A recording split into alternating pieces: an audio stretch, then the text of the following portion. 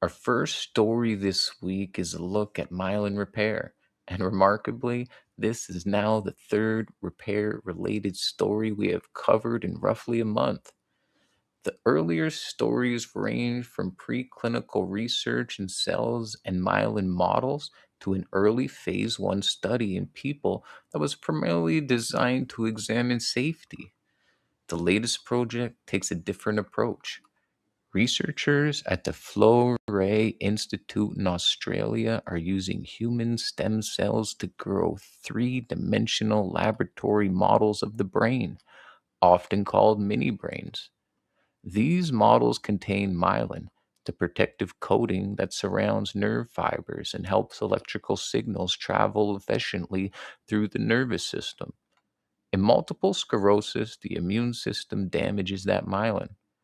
Current MS treatment can reduce relapses and slow new disease activity, but there is still no approved treatment that can reliably repair damage that has already occurred. The research team, led by Dr. Samantha Barton, wants to better understand how the human brain naturally produces myelin. The researchers will examine which genes are involved in myelin formation inside the mini brain models. Identifying those genes could eventually help researchers discover drugs capable of encouraging myelin repair. This project is being supported through MS Australia's mid year research grants and is considered early, exploratory research. That distinction matters. This is not a clinical trial.